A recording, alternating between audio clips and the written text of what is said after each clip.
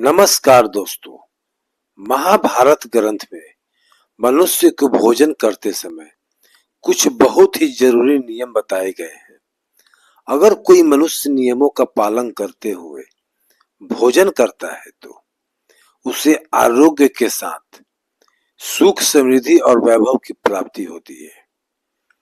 शास्त्र में बताई गई यह नियम वैज्ञानिक दृष्टिकोण से भी परिपूर्ण है। इस प्रकार से भोजन करने पर मनुष्य सभी देवी देवताओं का आशीर्वाद प्राप्त करता है। अतः आप भी भोजन करते समय इन नियमों का पालन अवश्य करें। तो चलिए बिना देरी किए जान लेते हैं वह कौन से नियम है।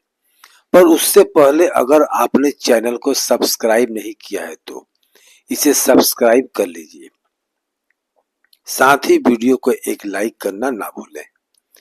सबसे पहली बात, भोजन करने से पहले 5 अंग, 2 हाथ, 2 पैर और मुख, इनको अच्छी तरह से धोकर ही भोजन करना चाहिए। भोजन से पहले अन्य देवता एवं अन्नपूर्णा माता की स्तुति करते, उनका धन्यवाद देते हुए तथा सभी भूखे प्राणियों को भोजन प्राप्त हो, ईश्वर से ऐसी प्रार्थना करते हुए भोजन को शुरुआत करनी चाहिए। भोजन बनाने वाली महिलाओं को स्नान करके ही शुद्ध मन से मंत्र जाप करते हुए ही ऐसे घर में भोजन बनाना चाहिए।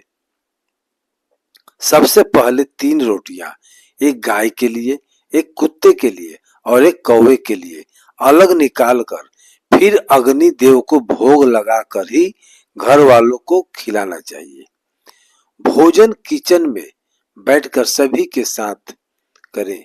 प्रयास यही करना चाहिए कि परिवार के सभी सदस्य के साथ मिलकर बैठकर भोजन किया जाए। नियम अनुसार अलग अलग भोजन के करने से परिवार के सदस्य में प्रेम और एकता कायम नहीं हो पाती है।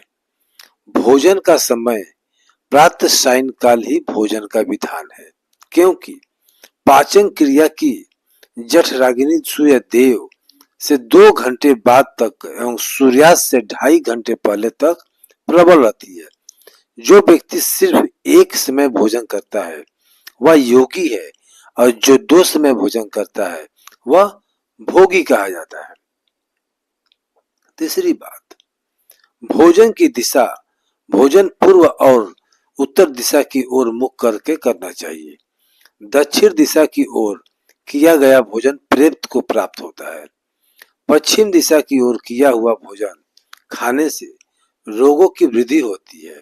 चौथी बात, ऐसी अवस्था में भोजन न करें। शैया पर बैठकर अर्थात बिस्तर पर बैठकर अपने हाथों पर रखकर या टूटे फूटे बर्तनों में भोजन कभी नहीं करना चाहिए। मल मूत्र का वेग होने पर भी भोजन करना नहीं चाहिए।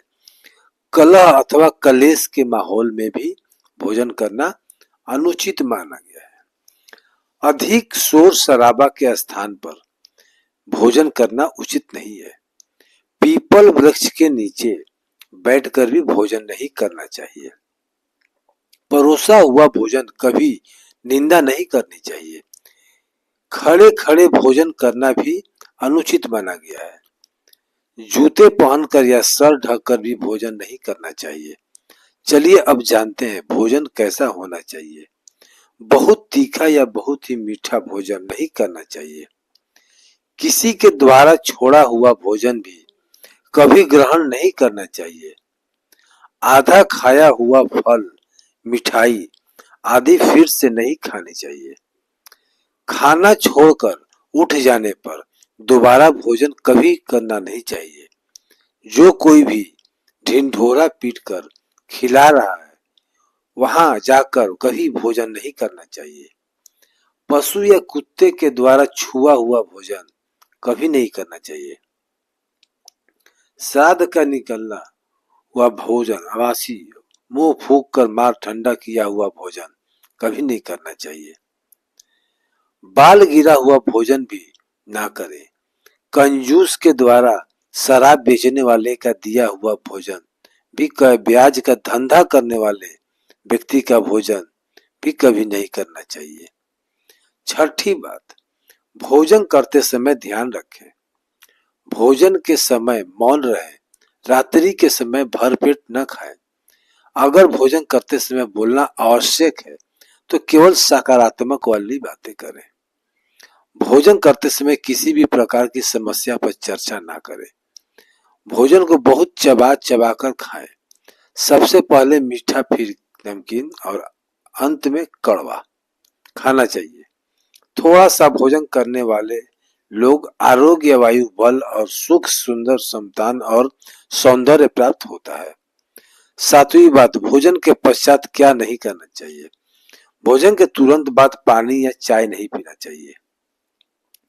भोजन के पश्चात घुड़सवारी, दौड़ना, बैठना आदि प्रकार के कार्य नहीं करने चाहिए। भोजन के बाद क्या करें।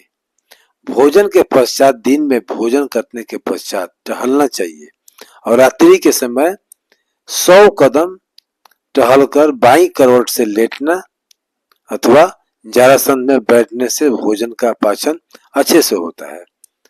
भोजन के 1 घंटे बाद मीठा दूध या फल खाने से भोजन का पाचन अच्छी तरह से होता है।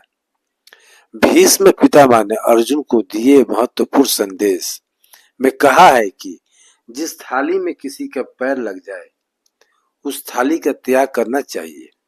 ऐसी थाली विष्ठा के समान होती है। भीष्म पितामह कहते हैं कि भोजन के दौरान थाली में बाल आने पर उसे वहीं पर छोड़ देना चाहिए।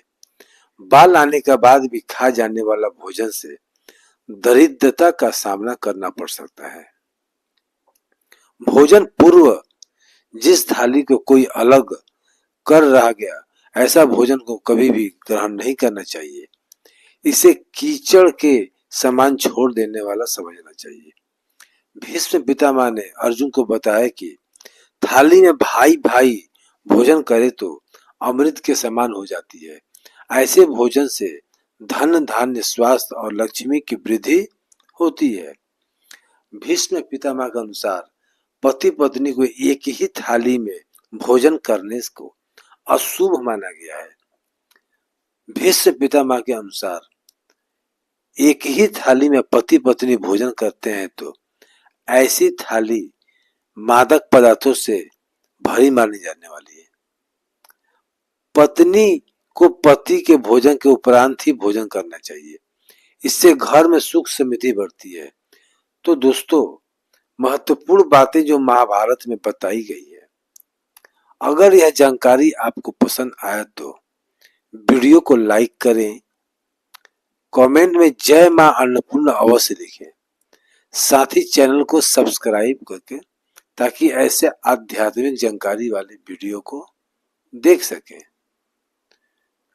वीडियो देखने के लिए आपका बहुत बहुत धन्यवाद।